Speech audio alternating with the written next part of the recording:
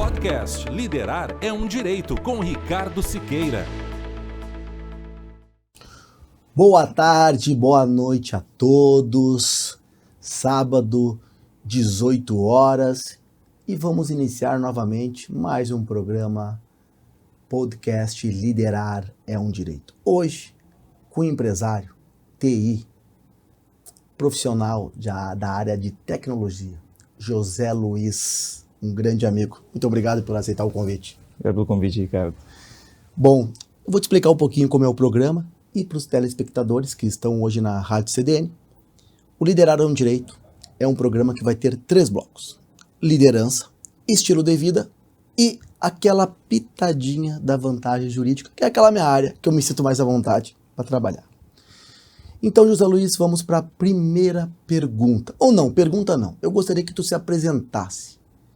De onde tu é, quais são as tuas habilidades, como tu te vê. Tu me mandou um vídeo bem peculiar essa semana que eu estou em Cristo até hoje. Em algum momento certo a gente vai falar sobre isso. Mas fala um pouquinho de ti, para os nossos telespectadores te conhecerem. Bom, sou José Luiz, sou CEO da empresa chamada Forte Security. Nós somos uma empresa de tecnologia com foco em cibersegurança. Sou graduado em Sistemas de Informação pela Antônio Meneghetti Faculdade. Possuo especialização em Direito, Uso e Proteção de Dados pela PUC Minas. Atuo há mais de 15 anos na área de tecnologia. A nossa área tem uma peculiaridade também, que nós não possuímos um órgão que regulamente nossa atividade, assim como no Direito tem a OAB, por exemplo. E nós utilizamos das certificações dos principais fabricantes do mundo. E nesse desenvolvimento eu desenvolvi uma capacidade técnica onde eu possuo mais de 40 certificações de nível internacional, focados em tecnologia, alta produtividade e cibersegurança. Sou nascido em Porto Alegre, mas tive uma formação de 18 anos em Uruguaiana, então onde tive a oportunidade de estudar, de jogar futebol, fazer toda a minha juventude foi lá. E já na idade adulta vim para Santa Maria, e aqui fiz minha graduação, fiz minha formação, trabalhei em grandes companhias aqui e hoje, conduzo a Forte Security. José, vamos começar então. Liderança. O que é liderança dentro do teu negócio? E como tu vê a liderança na nossa cidade? Tu é daqui, né? Tu está aqui, a tua cidade está radicada aqui. Como tu vê a liderança da nossa cidade de Santa Maria? Bom, primeiro eu vejo que liderança não é só uma capacidade de influenciar, é uma capacidade de gerar resultado através da sua também influência, mas capacidade de mudança. Como que você consegue fazer, estimular, ser exemplo, ao mesmo tempo que muda o seu entorno. Santa Maria tem um movimento interessante, da onde temos o estímulo da Universidade Federal de Santa Maria, temos outras tantas instituições ao nosso redor que estimulam a liderança, mas também temos um ponto que nos deixa um pouco atrás, que é a nossa visão sobre como podemos entregar mais através de uma unidade de ação. Como podemos estabelecer essa unidade de ação através de um grupo de empresários, de amigos, de pessoas que têm função aonde agreguem na sociedade. Então, eu vejo Santa Maria com um potencial gigante de fazer esse tipo de estrutura, esse tipo de movimento, mas, ao mesmo tempo, precisamos de união de empresários, como o que nos conhecemos, como grandes amigos que temos, que fazem esse movimento e que, ao mesmo tempo, colocam a Santa Maria no ponto onde a gente entende que deveria estar. Na tua área, como em todas as outras áreas, nós estávamos conversando até agora, as pessoas querem aquele critério imediatista. Agora. Claro que isso é importante, mas eles deixam de fazer aquela continuidade do negócio, o médio e longo prazo, se capacitar, ter aquela questão da competência competitiva. E isso acontece muito na tua área de segurança, que é uma bela oportunidade de trazer segurança para a empresa, como também trazer mais gestão. Dá alguns exemplos do que acontece em algumas empresas quando te procuram que estão em crise total e aquela que te procuram para saber mais do teu negócio e como que tu ajuda essas empresas a melhorarem a sua gestão. Perfeito. O principal ponto que as empresas acabam chegando até a Forte Security, principalmente pela indisponibilidade de seus serviços. Ou seja, se colocam numa condição da onde elas não têm o que fazer, porque não há know-how. O know-how do varejo é vender, não é tecnologia. Então, muitas vezes não é levado em consideração a parte de tecnologia do negócio. E convenhamos, toda empresa ela se torna competitiva pela capacidade que ela tem de produzir, seja se varejo, venda, tecnologia, desenvolvimento de software e assim por diante. Então, o imediatismo, poderíamos dizer especificamente que é algo dos jovens. E pelo que a gente percebe, quando vai se deparar com uma empresa, parece que não. Porque temos empresários de longa data, ao mesmo tempo que se deparam com certas situações da onde não entenderam ainda que esse imediatismo ele não favorece o negócio. Ou seja, vou resolver aquela situação conforme eu estiver naquele dia. E nem sempre eu estou no ponto para poder resolver aquela situação. Então, uma das competências que entendo que o empresário poderia desenvolver é a capacidade do uso da tecnologia, do uso da proteção de dados. A empresa, quando recebe um contato, por exemplo, de um empresário, já é num ponto de desespero, porque ele já tentou todas as possibilidades. Pelo simples fato de analisar a parte de cibersegurança, a parte de proteção dos dados, como um custo dentro da organização, e não como uma parte do seu negócio. Todas as organizações que em algum momento passaram por essa jornada, chegaram a um nível de maturidade que coloca elas num ponto de competitividade. E aí a gente avalia, será que não poderíamos ter antecipado isso, ter previsto isso antes? Então, um plano de continuidade de negócio seria um nome bonito a ser colocado dentro de conformidade, de compliance, mas nem sempre as organizações acompanham essa jornada. O empresário não tem tempo para acompanhar essa jornada. Mas, ao se deparar com esse tipo de situação, o investimento para chegar ao nível de maturidade, ele chega a ser mínimo, perto de uma parada. Então, eu costumo dizer, a lojinha fechada não fatura. Então, se a sua empresa não estiver produzindo, se a sua indústria não estiver produzindo, se as máquinas não estiverem operando, se você não tiver no seu sistema capacidade de visualizar quem você tem que cobrar e de quem você tem que receber, ou o contato dos seus clientes, que tipo de negócio a gente tem? Então, muitas das vezes, o contato ele vem já num ponto extremo que restabelecer aquela estrutura te tira do mercado de competitividade. E o tempo, costumo dizer, né, que conversávamos antes, a empresa, ela tolera a capacidade de resiliência conforme o tempo que ela aguenta ficar sem seus dados. Então, será que ela consegue voltar a restabelecer essa estrutura? Muito do mercado ainda não está preparado para isso. Será que sobreviveríamos a um ataque cibernético? Será que conseguiríamos colocar nossa infraestrutura no ar de volta em pouco tempo? Será que o tempo da qual eu estiver com a loja, com o meu negócio, com meus sistemas parados ou sem acesso aos meus dados, será que eu consigo ser competitivo ainda? Então, será que não vale eu desenvolver essa competência da prevenção, de uma análise? Vejo muito por esse lado. Nós temos uma questão muito técnica, né, de explicar, e muitas vezes as pessoas não têm certa compreensão. Mas imagine você hoje não ter mais nenhum dado seu, nem do seu celular, nem da sua empresa, ou daqui a pouco você, que é o líder da sua empresa, acontece um incidente ou sai de férias. A empresa tem uma dependência daquela pessoa, porque ela tem um modus operandi. E se ela fizer esse pequeno cuidado do dia a dia, como sendo um cirurgião, cuidando cada ponto, a gestão da empresa, a organização da empresa vai estar muito leve. Eu estava falando com um cliente há alguns dias que eles não têm gestão de e-mail. Ou seja, se um dia aquele funcionário sair ou se ele se afastar, se perdeu a informação daquele cliente, se perdeu a agilidade com aquele cliente. Então imagina você sendo cliente de uma empresa e essa empresa não tem informação nenhuma de ti. Tu liga para lá e fala assim, mas quem é esse cara? Olá, bom dia, só um pouquinho que eu vou procurar quem você é. Imagina quando você é a empresa e você já sabe, José, da Segure Forte, que ótimo, com o que eu posso lhe servir? Tu ter essa informação, isso é muito bom. E eu passei por essa questão da Lei Geral de Proteção de Dados e vou dizer, é desafiador. E eu queria saber de ti essa questão desafiadora, que é o líder. O líder é o principal sabotador do seu negócio. Assim como ele vai florescer e vai crescer, mas chega num momento que ele precisa, através daquela arte de negociar, da técnica. Como é tu trabalhar com o líder quando você vai tratar dessa proteção de dados? Eu vou dizer até assim, claro, proteção de dados, mas na verdade é gestão, organização, competência competitiva, como tu falou essa palavra, maturidade do teu negócio. como é tratar com o humano, colher esse real do humano para dar essa passagem de vitória para o negócio dele. Muito boa a tua pergunta. É muito difícil chegar numa organização e não ter que auxiliar no desenvolvimento do líder enquanto empresário. É muito difícil isso.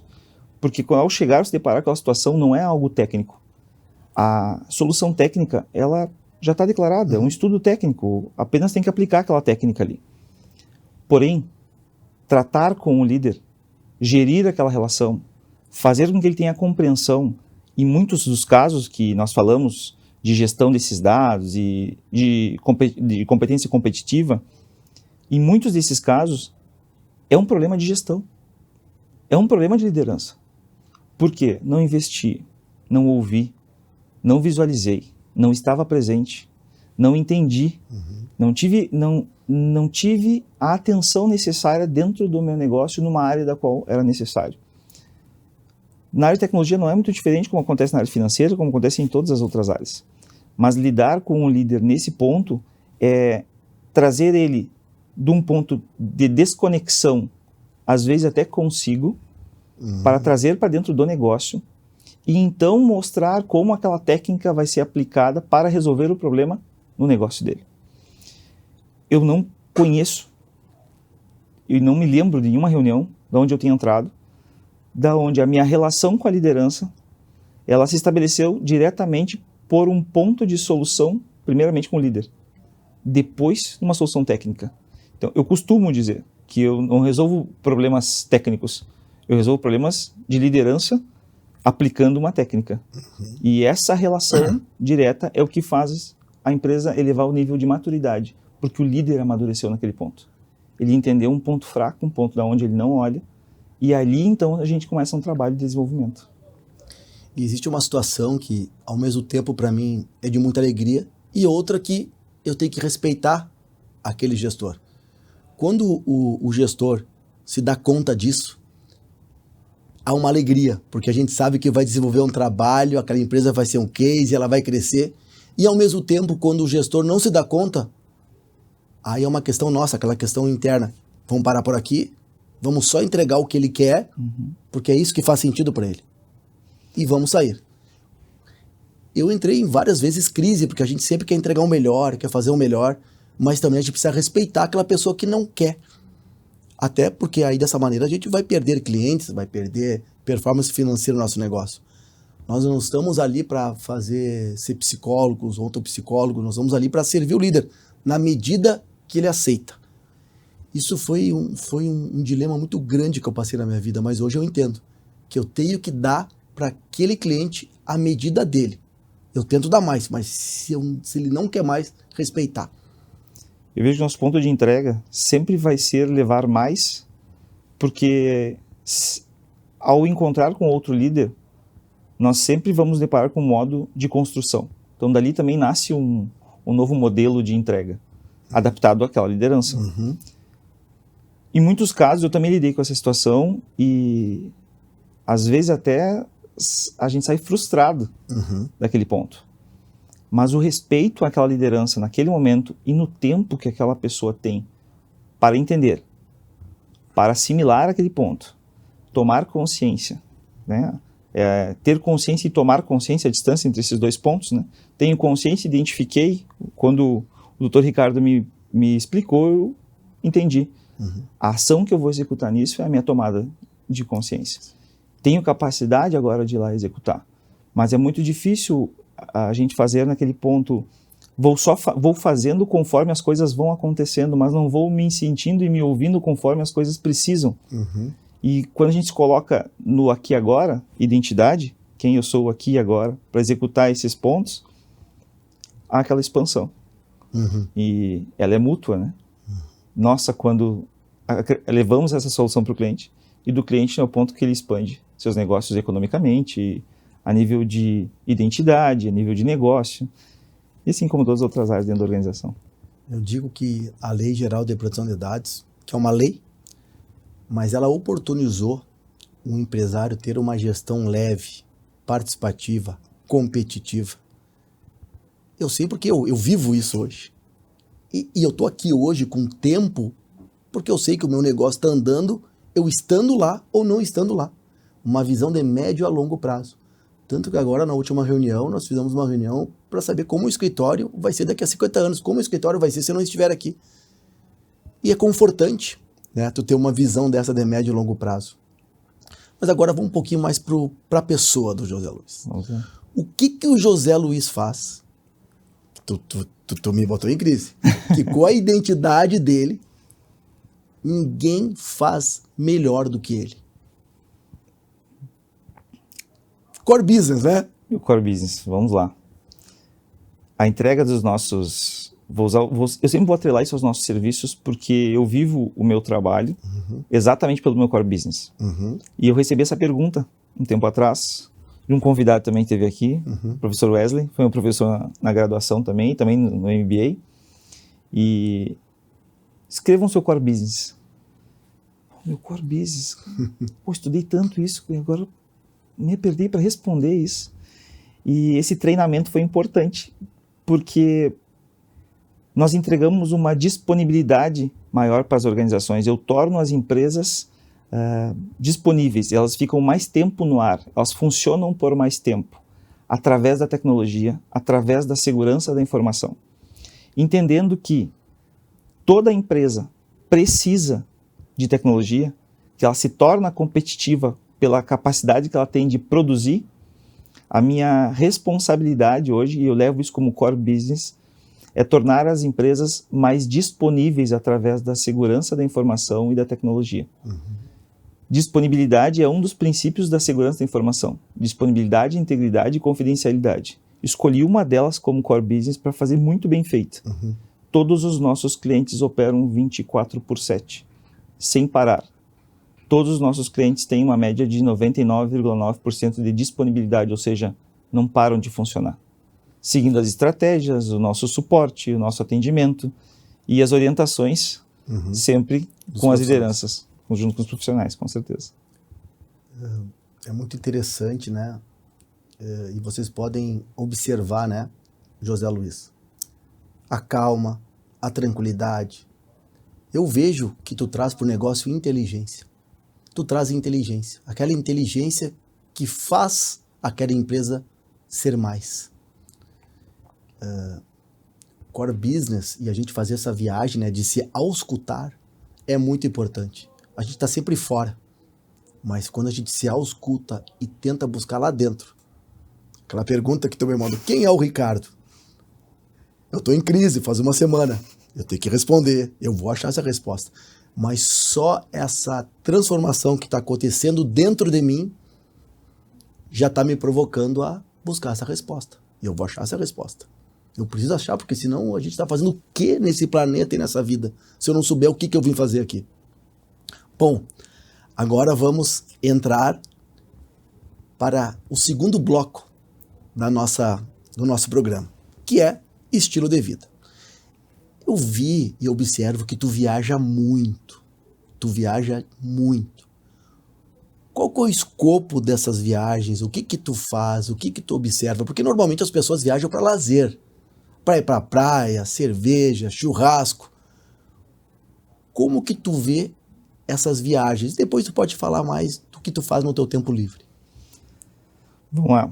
Todas as viagens ela têm um escopo muito claro de, primeiro, autodesenvolvimento, busca de novos métodos, sejam eles tecnológicos ou seja de gestão, mas principalmente eu vou até os meus destinos e busco modos de aplicar isso aonde eu estou, nos meus clientes, principalmente. Eu não sei mais viajar sem fazer o lazer e sem fazer o trabalho. Das últimas viagens, vou abrir 2 pontos, 2 viagens foram incríveis recentemente, e também por que escolher esses locais. A todo ano eu frequento um evento chamado Black Hat, que é o maior evento hacker que tem no mundo. Por que você vai num evento hacker? Bom, eu entrego disponibilidade para os meus clientes. O que torna um ambiente indisponível, às vezes, é um ataque hacker. E muitas vezes não tem essa associação. Partindo do princípio de que disponibilidade é uma das bases e é o nosso core business, eu tenho que saber o que está acontecendo, até pela intencionalidade de quem está atuando nesse mercado. Esse é um dos eventos, ocorre todo ano em Las Vegas. Então, tento estar presente, nos últimos 2 anos estivemos presentes. Somos a única empresa de Santa Maria, a única empresa da região, talvez uma das poucas do estado, da qual frequenta esse tipo de evento. Dali, parto para Toronto. Então, nós temos em Toronto, na Universidade de Waterloo, um corredor chamado Waterloo Toronto, que é um corredor de inovação, focado está nascendo um novo Vale do Silício, no conceito Canadá. O que as startups estão fazendo lá? Lá nasceu boa parte da inteligência artificial acadêmica, o estudo profundo sobre isso. Como que isso está acontecendo? Isso aconteceu em 2024. Quando eu retornei de lá, eu cheguei para o meu time de desenvolvimento e falei, não sei se teremos emprego para todos os desenvolvedores daqui para frente. Não do modo como vemos hoje. Sentar, botar o fonezinho de ouvido e trabalhar. Já entendi o modelo. Isso aqui vai mudar carreiras. Isso aí vai mudar o modo educacional que a gente tem. E isso aqui vai mudar os negócios. Porque a partir de agora tem uma correlação humana, vou usar o termo escancarada, para que possamos então passar um ponto de evolução. Retorno de Toronto, vou visitar os meus clientes, aplico a mudança. Meu time de desenvolvimento hoje entende e usa ferramentas que antes não tinha acesso, que talvez agora começam a aparecer na internet. Ou seja, agora estão disponíveis. Os meus colaboradores, eles têm acesso a tecnologias, a ferramentas, a metodologias muito antes, até mesmo disso virar escopo acadêmico, escopo de mercado. Então, eu estou pegando a tecnologia na fonte para trazer e colocar dentro do meu negócio para a gente aplicar no nosso cliente. A última viagem, eu não esperava que fosse tão grande esse movimento e tão impactante para mim, porque foi para a China, onde eu fui a Beijing e Xangai, e eu vi um mundo paralelo que nós temos. Então, aqui nós consumimos Uber, lá eles consomem Didi. Aqui nós usamos um app para cada função, às vezes até vários apps com a mesma função. Para pedir refeição, por exemplo, eu tenho diversos apps. Lá eles têm um app, que eles chamam de Super App. Automaticamente, ao retornar de lá, o escopo de inteligência artificial, o entendimento sobre a inteligência artificial, que é o boom que nós estamos ouvindo agora. Gestão financeira, pagamento, método de pagamento. Enquanto nós estamos usando o Pix, lá a senhorzinha de 70 anos está usando o mesmo método dentro do aplicativo dela sem problema nenhum. Ou seja, nós não temos uma limitação cultural. Nós temos o consumo da tecnologia como função e como agregador para o nosso negócio, para o nosso dia a dia como humanos. As viagens, elas têm esse escopo claro. Busca a tecnologia, traz, aplica, inova, entrega inteligência, agrega no negócio. Eu não sei viver sem fazer esse movimento. Na volta da China, vou passar em Dubai. Chego em Dubai, tenho um amigo morando em Dubai, me apresentou algumas organizações, vi como funcionavam também as startups, e é uma busca constante, porque eu acompanho o desenvolvimento das startups. Meu primeiro negócio nasceu dentro de uma incubadora. Então, já busco essa tecnologia, esse modelo, esse modo de gerir constantemente. E eu entendi duas coisas entre o chinês e o árabe, que para mim considero algo disruptivo. Eles entendem de gente. Eles entendem de cliente. É por isso que vendem como vendem, que desenvolvem como desenvolvem. Não é a tecnologia, mas o por trás disso. Como que aquelas pessoas conduzem a própria vida a ponto de desenvolver aquelas tecnologias. Qual o ponto que eles estão para desenvolver e aplicar aquelas tecnologias?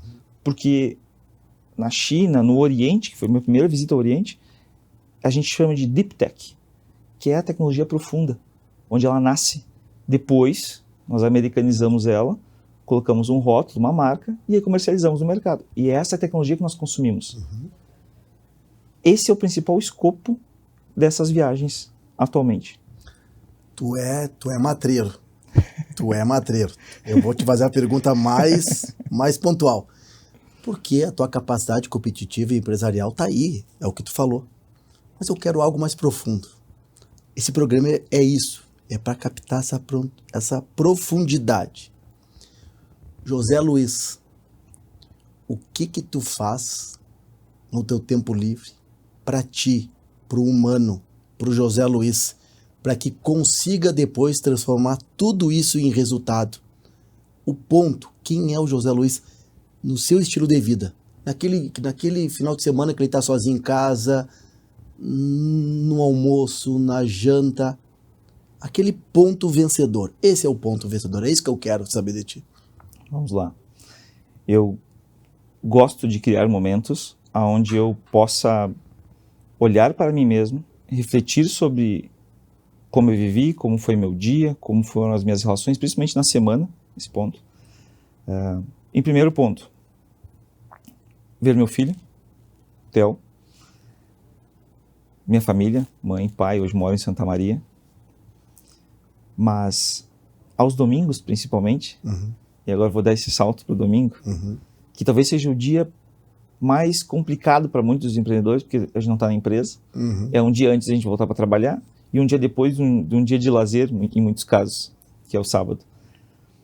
Eu tenho escolhido um momento para mim, onde eu vou até a vinícola, acendo um bom charuto, degusto um bom vinho, vivo aquele meu momento, e aí começo a me preparar e também a estudar para a minha segunda-feira. Às vezes um pouco antes, ou às vezes com vinho, às vezes sem vinho, mas o ponto principal, o charuto me acompanha constantemente, mas eu leio muito, eu estudo muito. Atividade física me acompanha constantemente, seja na musculação, seja alguma corrida, em algum momento isso acontece, mas a atenção que eu tenho comigo mesmo hoje, ao ponto de me entender como valor, me entender como profissional, me entender como pessoa, me entender como pai, isso faz com que eu me coloque numa condição de disponível para o que a vida tem a me oferecer, as oportunidades que a vida vem a trazer para mim, mas muito por esse ponto de olhar para dentro. Então, eu faço esse trabalho constantemente, em diferentes situações, em diferentes contextos. Nas minhas refeições, muitas vezes, eu sim vou almoçar sozinho. Sim, vou jantar sozinho. Sim, faço meu jantar, seja em algum local ou não. E eu aprendi a viver com isso, porque as viagens, muitas delas, eu acabo fazendo viagens sozinho e me deparo com outros empresários, conheço outras pessoas. Mas esse momento comigo mesmo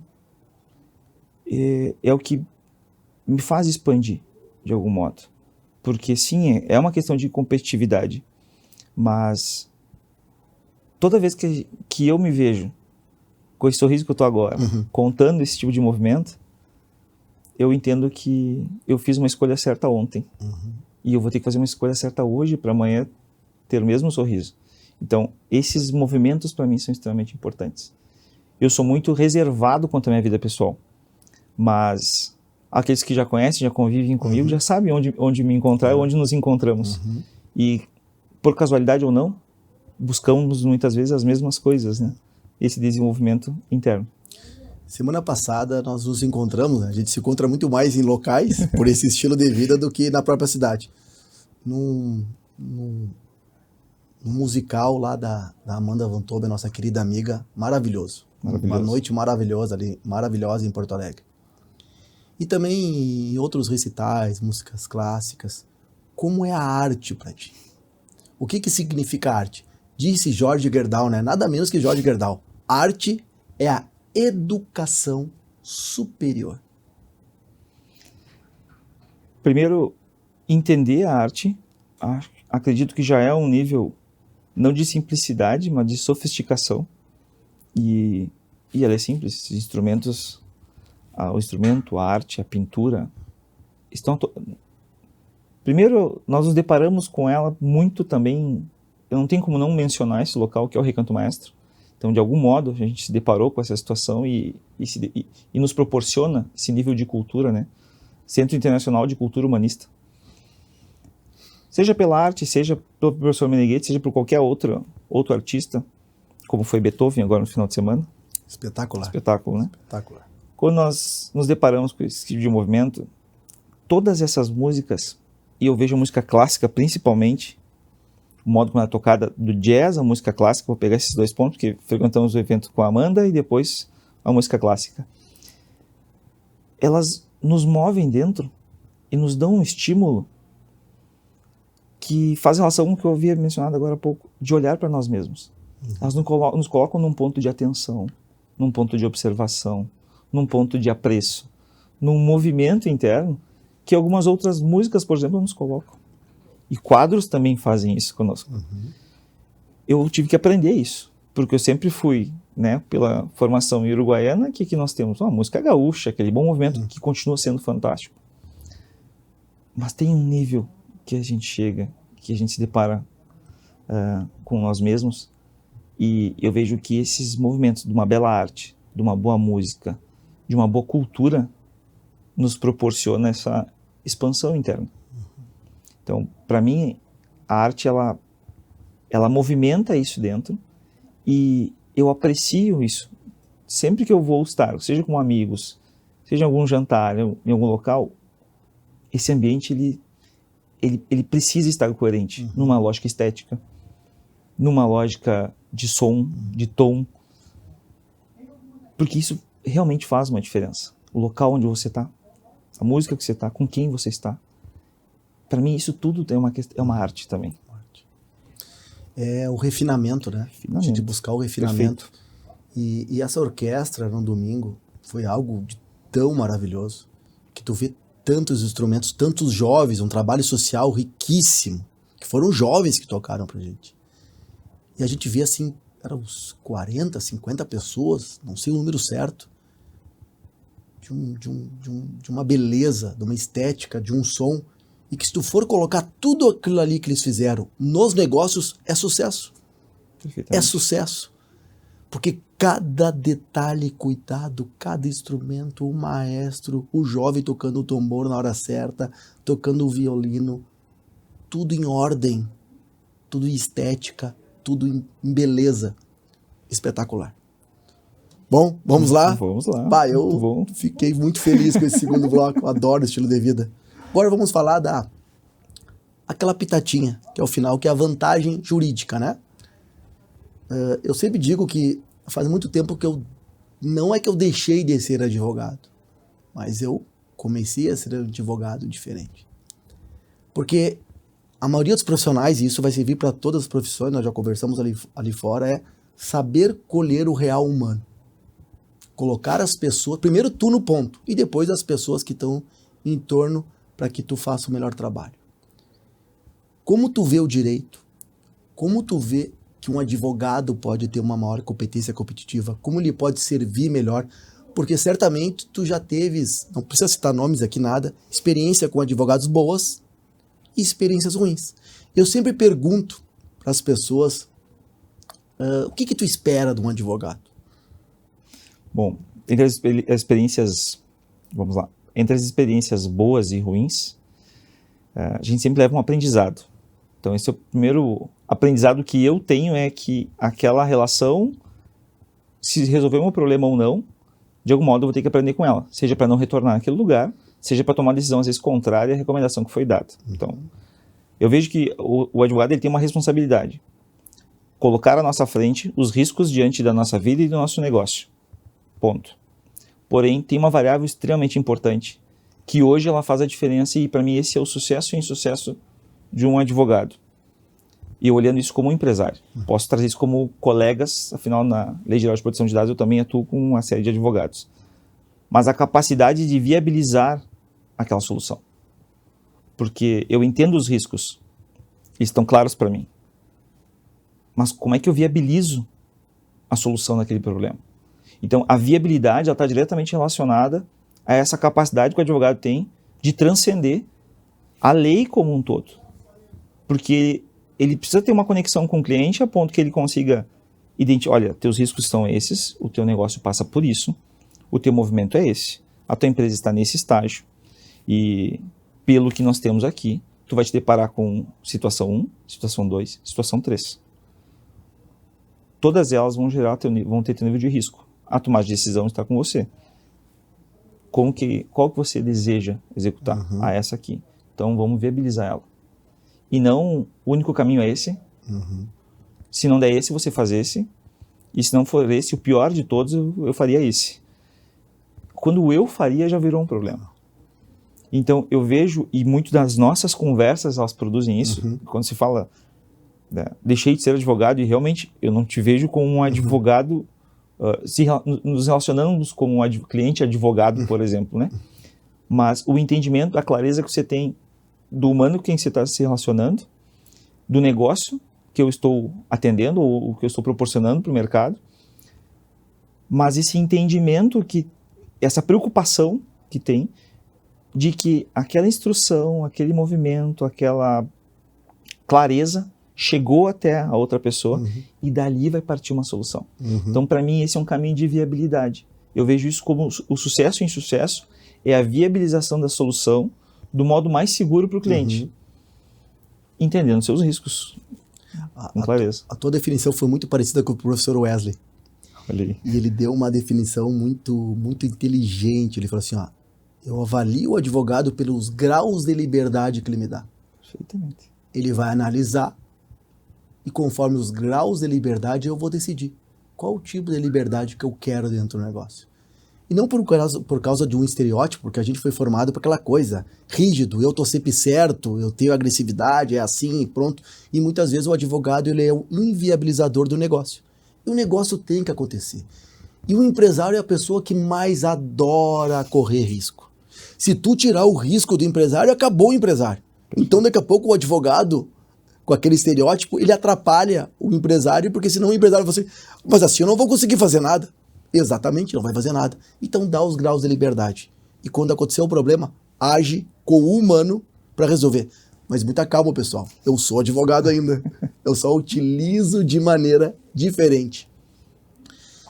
Então, José Luiz, quero te agradecer mais uma vez por ter vindo. E eu gostaria que tu passasse uma mensagem final. Quem é o José Luiz? Vamos lá.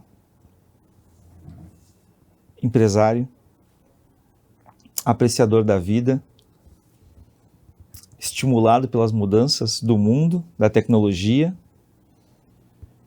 e principalmente com uma sede de vida e de boas relações que proporcionam momentos como esse aqui. Espetacular, meu amigo, espetacular. Eu ainda vou chegar nesse nível de resposta. Pessoal, estou muito feliz de ter feito esse programa com o José Luiz. Muita inteligência aqui desse meu amigo. Espero que vocês tenham gostado. E até a próxima no Liderar é um Direito. Abraço. Podcast Liderar é um Direito com Ricardo Siqueira.